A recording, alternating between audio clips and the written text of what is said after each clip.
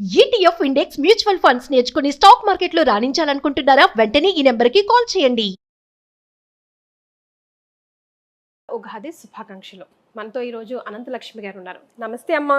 నమస్కారం తల్లి. ఉగాది శుభాకాంక్షలు. మీకు కూడానమ్మా, మీకు, మీ సిబ్బందికి, ప్రేక్షకులకి అందరికీ కూడా ఉగాది శుభాకాంక్షలు.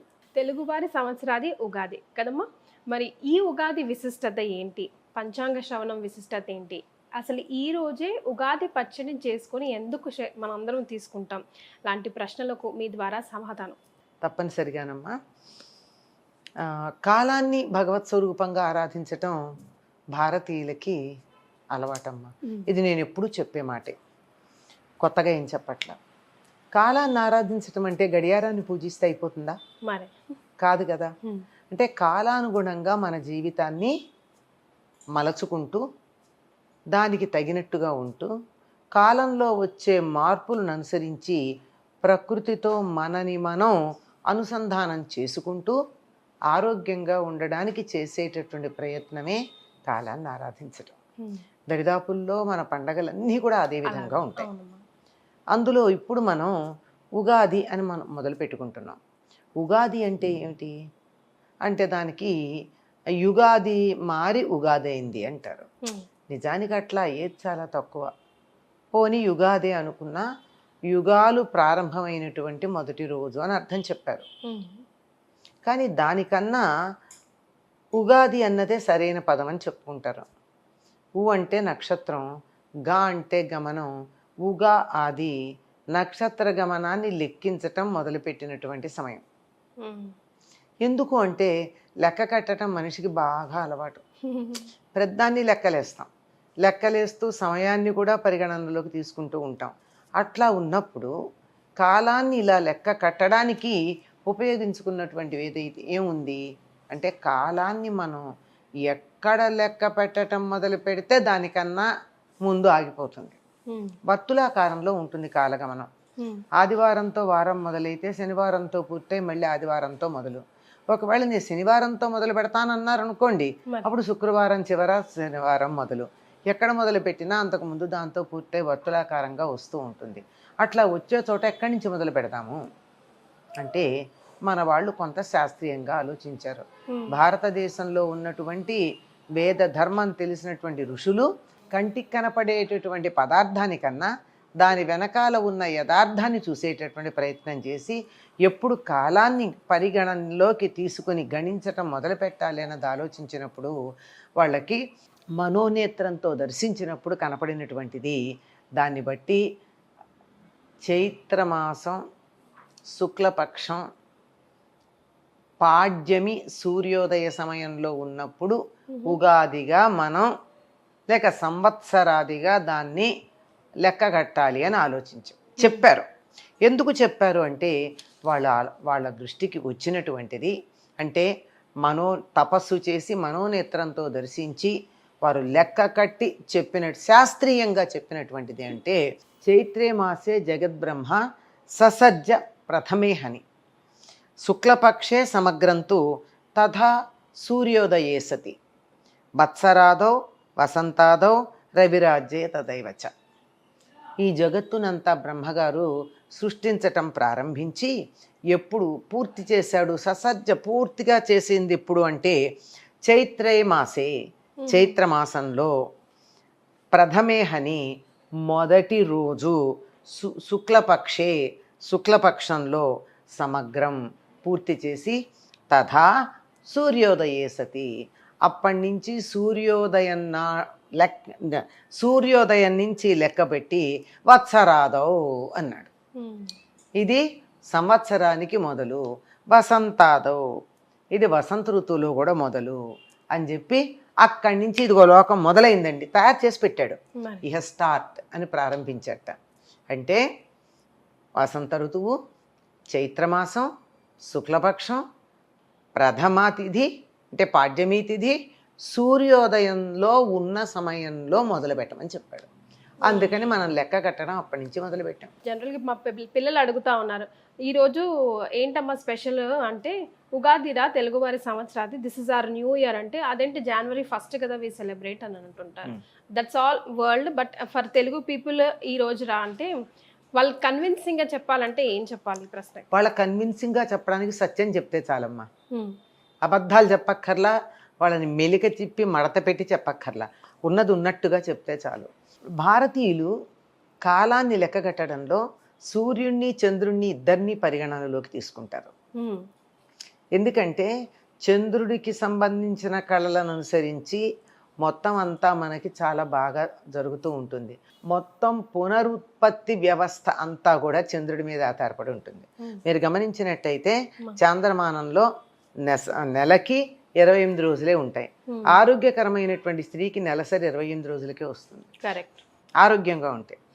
అలాగే చెట్లు, తర్వాత జంతువులు, వీటన్నింటి యొక్క పునరుత్పత్తి చంద్రుడి మీద ఆధారపడి ఉంటుంది. అంతేకాకుండా నువ్వు అర్ధరాత్రి ఎక్కడన్నా ఒక మనిషిని తీసుకెళ్ళి వదిలేస్తే ఇవాళ తేదీ ఎంత అని చెప్తే ఆకాశంలో నక్షత్రాలు చూసి తక్కువ చెప్పేయగలరు. చంద్రుడు ఉన్నటువంటి పద్ధతి, ఆ చంద్రుడికి దగ్గరగా ఉన్న నక్షత్రాలు, ఆ నక్షత్రాల యొక్క సామీప్యం, ఉన్నటువంటి స్థితి, దీన్ని బట్టి సమయం చెప్పేయచ్చు. చేతిలో గడియారం లేనప్పుడు కూడా సూర్యోదయం ఎప్పుడవుతుంది అంటే తూర్పు దిక్కున బారెడు ఎత్తున చుక్క పొడిచినట్టయితే, శుక్ర నక్షత్రం వచ్చినట్టయితే అది ఇంకా ఒక గంటంబావులో సూర్యోదయం అవుతుంది అని లెక్క. ఇట్లా ఉన్నాయి కనుక ఇది ఏ నెల అన్నది చంద్రుడికి సమీపంలో ఉన్న నక్షత్రాన్ని బట్టి చెప్తారు. ఏ మాసం అన్నది చంద్రుడు ఇట్లా ఉన్నాడా అన్నదాన్ని బట్టి చెప్తారు. ఏ తిథి అన్నది ఆ చంద్రకళల్ని బట్టి చెప్తారు. కనుక పర్ఫెక్ట్గా చెప్పేయచ్చు. కానీ రాత్రింబగళ్ళ లెక్క చూడాలంటే సూర్యుడిని లెక్క చూసుకోవాలి. ఈ రెండింటిని మనం లెక్క చూస్తాం. ఈ రెండింటి లెక్క చూసి ఎక్కువ తక్కువలు వస్తే అధిక మాసంలో సర్దుబాటు చేస్తాం. దానికి కూడా శాస్త్రీయత ఉంది, ఎప్పుడు అధిక మాసం వస్తుంది అని. ఇదంతా చేసిన తర్వాత మనం ఉత్తరాయణం, దక్షిణాయనం, విషువులు, తరువాత మకర సంక్రమణం, ఇలాంటివన్నీ కూడా మనం సౌరమానాన్ని అనుసరించి చేస్తాం. ఇలా చేసే దాంట్లో మార్చి 22 లేక 21, అలాగే సెప్టెంబర్ 21 రాత్రి పగలు సమానంగా ఉండేటటువంటి కాలం. అంటే భూమధ్య రేఖ దగ్గర సరిగ్గా రాత్రి 12 గంటలు, పగలు 12 గంటలు ఎగ్జాక్ట్లీ ఉంటుంది. మన దగ్గరకు వచ్చేప్పటికి స్వల్పంగా తేడా ఉంటుంది, కానీ రాత్రింబగళ్ళు సమానంగా ఉండే కాలం. వాటిని విషువులు అంటారు. విషు అన్న పేరుతో మనకు కొన్ని కేరళలోను, బెంగాలు వాటిల్లోనూ విషు అనే పేరుతో ఒక పండగ చేసుకుంటారు. అది వాళ్ళకి ఉగాదిగా. అలా ఎప్పుడు ఉంటుంది? అది మార్చి 21, 22, 23 ఈ ప్రాంతాలే. ఇదే కదా సరిగ్గా ఉండేటటువంటి కాలం. సంవత్సరానికి దరిదాపుల్లో చంద్రమానాన్ని అనుసరించి, సౌరమానాన్ని అనుసరించి 1-2 రోజులు తేడా ఉన్నా దరిదాపుల్లో ఇప్పుడే వస్తుంది. మనకు కూడా 10 రోజులు కావచ్చు తేడా, మళ్ళీ వచ్చే ఏడాది సమానంగా వస్తుంది. ఇలా ఉండేటటువంటిది పాశ్చాత్య దేశాల్లో కూడా అప్పుడే చేసుకునేవాళ్ళు. కొత్త సంవత్సరం మార్చి 23, 22తో అయిపోయి 23తో చేసుకుంటే నెల చివరిలో ఏం బాగుంటుందిలే అని చెప్పి ఏప్రిల్ 1 చేసుకోవడం మొదలెట్టారు. ఏప్రిల్ 1 చేసుకున్న తర్వాత ఇది బాగుండలేదండి, జనవరిలో చేసుకుందామని జనవరికి వెళ్ళారు. అంటే జీసస్ పుట్టిన తర్వాత, ఆయన డిసెంబర్లో పుట్టాడు కదా, అంచేత జనవరి 1 చేసుకుందామన్నారు. అంటే కొత్తగా ఇది రాజకీయమే ఇదంతా. జనవరి 1 చేసుకోవడం మొదలు పెడితే కూడా ఇప్పటికీ కొంతమంది, అప్పటికీ కొంతమంది పాతకాలపడు మాలాంటి వాళ్ళు ఉంటారు, ఏటీఎంకి వెళ్ళడం కన్నా క్యాష్ ఇవ్వడం బెటర్ అనుకునేవాళ్ళు. అంటే అది ఉందని తెలుసు కానీ వీ డూ లైక్ దిస్, అలవాటు లేక కనుక అట్లా చేసేవాళ్ళని ఫూల్ అనడం మొదలెట్టారు. అంచేత ఏప్రిల్ ఫూల్ అన్న మాట వచ్చింది. ఇంకా పాతకాలపు వాళ్ళు, తెలివి తక్కువ వాళ్ళు, ఫూలిష్ పీపుల్, మేము తెలివిగా జనవరి 1 పెట్టుకున్నాం కన్వీనియంట్ అని. అలా మారింది అనడానికి నిదర్శనం ఏమిటో తెలుసా? మార్చి మొదలు పెడితే ఏప్రిల్, మే, జూన్ అయిపోతే జూలై, ఆగస్టు, సెప్టెంబర్ 7వ నెల, అక్టోబర్ 8వ నెల, నవంబర్ 9వ నెల, డిసెంబర్ 10వ నెల. లెక్క పెట్టుకున్నారా? డెసి 10, నవ 9, ఆక్ట 8, సెప్ట 7. మరి ముందువేమైనాయి అంటే రాజుల పేర్లు పెట్టుకున్నారు. ఓ జూలియస్, ఆగస్టస్ వీళ్ళ పేర్లు పెట్టుకున్నారు. అంతుందా? ఆ పేర్లు పెట్టేటప్పటికల్లా 5, 6 రాల. ఈ ఏప్రిల్ నుంచి కొంచెం తేడా వచ్చేసింది, వీళ్ళకి ఇక్కడి నుంచే లెక్క వచ్చేసింది కదా, అలా వచ్చేసింది. మరి అందువల్ల ఏం జరిగింది, జూలైలో 31 రోజులు ఉన్నాయి కదా, జూలై ఫుల్ మంత్, ఆగస్టులో 31, 2 ఎలా వచ్చాయి? సెప్టెంబర్ 30, అక్టోబర్ 31, ఆగస్టు 31, మరి జూలైలో కూడా 30 ఎలా వచ్చాయి? ఎలా వచ్చాయని జూలియస్ సీజర్ తన పేరు మీద నిలబెట్టాక నా నెలలో తక్కువ ఉంటాయా అన్నాడు. అందుకని ఎక్కడి నుంచి తీసుకొచ్చారు పాపం, ఫిబ్రవరి నోరెత్తేది లేదు, మార్చి మొదటి నెల అయింది కదా, అంచేత మార్చిని అనడానికి వీలు లేదు. చివరి నెల ఏమవుతుంది, అప్పుడు మార్చిలో మొదలు పెడితే ఫిబ్రవరి అవుతుంది కనుక ఫిబ్రవరిలోంచి ఆఖరి నెలలో నుంచి ఒక రోజు తీసుకురండి ఇక్కడ వేసేయమన్నారు. ఇంత శాస్త్రీయంగా ఉంటుంది మనం అనుసరించేటటువంటి గ్రెగేరియన్ క్యాలెండర్ అని చెప్పేది. రైట్. సో ఇది అసలు తెలుగువారి సంవత్సరాది ఉగాది ఎట్లా ఇది ఇట్లా జరిగింది. దీన్ని బట్టి అర్థమైంది ఏమిటంటే మనం జనవరి 1 అన్నది ప్రపంచం అంతా అనుసరిస్తోంది. అనుసరించటానికి కారణం రాజకీయమైనటువంటి ఒత్తిళ్ల వల్ల దాన్ని ఒకప్పుడు మొదలు పెడితే ఆంగ్లేయుల పరిపాలనలో వాళ్ళు అనుసరిస్తున్నారు గనక ప్రపంచంలో చాలా దేశాలని వాళ్ళు పాలించారు గనక ఆ సమయంలో వాళ్ళు చెప్పింది బాగానే వాళ్ళు చెప్పింది అనుసరించక తప్పని పరిస్థితుల్లో యావత్ ప్రపంచం దీన్ని అనుసరించటం మొదలుపెట్టి మనం కూడా అనుసరిస్తూ ఉన్నాము. కానీ చాంద్రమానాన్ని అనుసరించి మనం చెయ్యాలి అనుకుంటే మాత్రం వసంత ఋతువు, ఋతురాజము, ఋతువుల్లోకి మొదటిది, ఎప్పుడైనా మొదటిదే బాగుంటుంది అన్నిటికన్నా. మొదటి రోజు ప్రధానం కదా, ఫస్ట్ డే అంటూ ఉంటాం. అలా ఫస్ట్ డే ఆనందంగా ఉండాలి. వసంత ఋతువు, ఇది పూలు పూస్తూ ఉంటాయి, పళ్ళు వస్తూ ఉంటాయి, పనులు అయిపోయి ఉంటాయి, పంటలు ఇంటికి వస్తాయి, ఆనందంగా ఉండే కాలం. ఇక్కడి నుంచి ఒక 4 రోజులు అన్ని ఉత్సవాలే ఉంటాయి కదా మనకి. ఇలాంటి కాలంలో మనం సంవత్సరాన్ని ప్రారంభించుకుంటే బాగుంటుంది. ఇది లౌకికంగా. కానీ బ్రహ్మగారు అప్పటికే ఆయన వసంత ఋతువులో చైత్రమాసంలో శుక్లపక్షంలో మొదటి రోజు నుంచి మీరు సృష్టి కార్యం ప్రారంభించుకోండి, నేను చేయడం పూర్తయిపోయిందని డిక్లేర్ చేశాడు కనుక అప్పటి నుంచి చేసుకుంటాం. ఇది సత్యం. మనం వాళ్ళకి కన్విన్సింగ్గా చెప్పాల్సిన పని లేదు. సత్యం తెలుసుకోవాలనుకున్న వాళ్ళకి అర్థమవుతుంది. అయితే మనం ఇప్పుడు వెంటనే ప్రశ్న, అది పాటించద్దా? ప్రపంచం అంతా మన పద్ధతిని పాటించే వరకు దానిని అఫీషియల్గా దాన్ని పాటిద్దాం. ఇంట్లో పండగలకి, పుట్టినరోజులకి చంద్రమానాన్ని పాటిద్దాం. సో ఉగాది రోజే పచ్చడి చేసుకోవడానికి గల కారణం ఏంటమ్మా?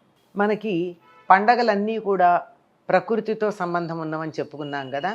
ఇది వసంత ఋతువులో వచ్చేటటువంటి పండగ. వసంత ఋతువు అనగానే చెట్లు చిగిర్చి పూలు పూస్తూ ఉంటాయి. అన్ని చోట్ల పూల పుప్పొడి ఉంటూ ఉంటుంది. ఈ పుప్పొడి పడని వాళ్ళు చాలామంది ఉంటారు ఆనందంతో పాటుగా. అందుకే ఈ ఋతువులో మీరు గమనించినట్టయితే పిల్లలకి చికెన్ పాక్స్ లాంటివి వస్తూ ఉంటాయి. ఏం లేదు, కాలానుగుణంగా వస్తాయి. పెద్ద మందులు వేయకపోయినా కానీ వేరే రోగాలు లేకపోతే తగ్గిపోతాయి, అట్లా వస్తాయి కనుక అలా వస్తాయి కనుక ఈ ఋతువులోనూ సరిగ్గా మళ్ళీ శరదృతువులోనూ కొంచెం ఆరోగ్యపరమైనటువంటి నియమాలు పాటించాలన్నారు. వసంత ఋతువు ఒకటి, శరదృతువు ఒకటి యమదంష్ట్రలుగా చెప్పబడ్డాయి. యముడు కూరలు చక్కగా పెట్టుకుని కరక్కర నవలడానికి సిద్ధంగా ఉంటాడట. ఆ కూరల బారిన పడకుండా ఉండాలంటే మన ఆరోగ్యాన్ని చూసుకోవాలి. ఈ ఆరోగ్యానికి ఈ ఋతువులో వచ్చే రకరకాలైన వ్యాధులు, ఒక సంవత్సరం పాటు మనకి ఎటువంటి అనారోగ్యం కలగకుండా ఉండాలి అంటే ఈ ఉగాది నాడు ఒక నియమం పెట్టి, మామూలుగా ఆరోగ్యం చేయమంటే చేయరు గనక నియమాన్ని అనుసరించి పండగ నియమాలు ఇదొకటి కనుక మీరు పాటించి తీరాలి అని చెప్పి ఉగాది పచ్చడి చేసుకోమన్నారు. ఈ ఉగాది పచ్చడిలో వేప పువ్వు వేస్తాం మనం. వేప పువ్వు కన్నా ఆయుర్వేదంలో చెప్పింది ఏమిటంటే నింబ పల్లవ భక్షణం. నింబ పల్లవాలంటే వేప చిగుళ్ళు. ఇవాళ అంటే ఉగాది నుండి మొదలుపెట్టి 15 రోజుల పాటు ఉదయమే ఎర్రగా ఉండే వేప చిగుళ్ళు గనక పరగడుపున తిన్నట్టయితే 1 సంవత్సరం పాటు జలుబు, దగ్గు, జ్వరం రావు. మనం అది పాటించలేం. అందుకని కనీసం వేప పువ్వు కూడా ఎక్కువ చేదే ఉండదమ్మా, కొంచెం ఒగరొగరుగా ఉంటుంది, కొద్ది చేదు ఉండనట్టు ఉంటుంది. మనం తాగే కూల్ డ్రింక్స్ కన్నా బాగానే ఉంటుంది, కాఫీల కన్నా బాగానే ఉంటుంది. ఆ వేప పువ్వు వేసుకుని దాంతోపాటు మిగిలిన 5 రుచులు కూడా ఇందులో కలుపుతాం.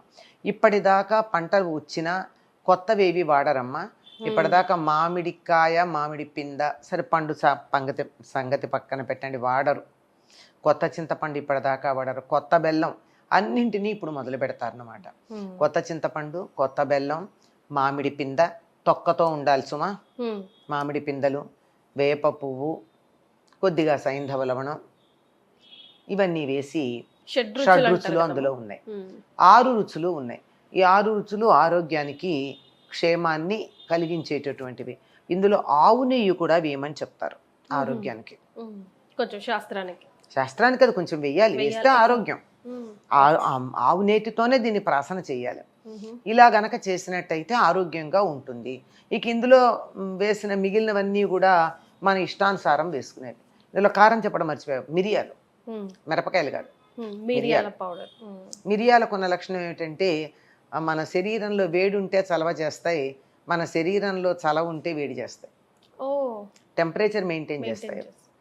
కనుక మిరియాలు, ఉప్పు, కారానికి మిరియాలు, ఉప్పుకి సైంధవ లవణం, తర్వాత పులుపుకి చింతపండు, చేదుకి మామిడి తురుము కాదమ్మా, మామిడికాయ తొక్కతో ఉన్న ముక్కలు. ఇది వగరుకి సంకేతం, పులుపుకి కాదు. తొక్క ఉండాలి. మామిడికాయ వల్ల వచ్చే అనారోగ్యం ఏదైనా ఉంటే అది మామిడి కాయ యొక్క తొక్క వల్ల పోతాయి. అందుకే ఆవకాయ ఆరోగ్యం అని చెప్పేది. తొక్కతో చేస్తాం కదా.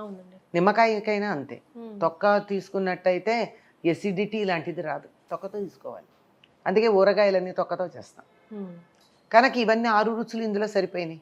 ఈ 6 రుచులు తీసుకోవడం వల్ల ఆరోగ్యంతో పాటుగా మనకుండే మరో లక్షణం ఏమిటంటే దానివల్ల అన్ని రుచులు మంచివేనండి, జీవితంలో ఉండే అన్ని రుచుల్ని మనం అనుభవించాలి, ఆనందించాలి, వాటన్నిటిని ఆస్వాదించాలని చెప్పడానికి కూడా ఇది సంకేతం. చాలా సంతోషం అమ్మా. ఉగాది విశిష్టతతో పాటు ఉగాది పచ్చడి విశిష్టత కూడా తెలియజేశారు. ధన్యవాదాలు. శుభం అమ్మ. అందరికీ మరొక్కసారి క్రోధినామ సంవత్సర ఉగాది శుభాకాంక్షలు. సుమన్ టీవీలో మీ పర్సనల్ అండ్ బిజినెస్ ప్రమోషన్స్ కోసం కింది నెంబర్కి కాంటాక్ట్ చేయండి.